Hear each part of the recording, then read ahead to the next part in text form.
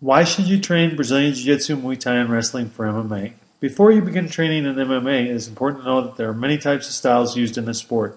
Yet, if you are just beginning, rather than becoming overwhelmed at the ending up with a weakness, simply begin by training the three most important fighting styles for MMA: Brazilian Jiu-Jitsu, Muay Thai, and wrestling. Brazilian Jiu-Jitsu. Jiu-Jitsu is best described as a self-defense system that uses grappling and ground fighting. This is an essential part of MMA because if you are the best striker in the world but don't understand how to defend a choke and armbar, you're not going to last very long in the sport of MMA because guys are just simply going to take you down and submit you.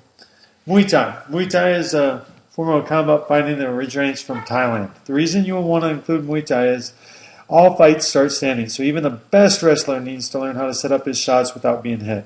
I think the best option for stand-up is to combine boxing and Muay Thai for the best of both worlds to use in MMA. Wrestling. Wrestling is a very important part of MMA. The reason that you want to learn wrestling is that being able to take your opponent to the ground isn't just, if I'm a striker and if I can out wrestle my opponent and keep the fight standing, then if I've got the better striking, I hit harder, all those things, that's going to be very, very important. Or vice versa, if I'm a jiu-jitsu guy and I have to take the guy to the ground, I need to know how to wrestle a guy to the ground.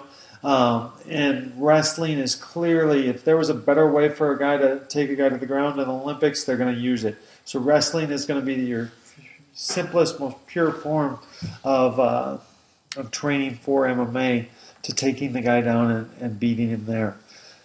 In conclusion, guys, it's like these three things. If you become proficient in all of these things or become an expert at one of them, you're going to go a long ways in MMA.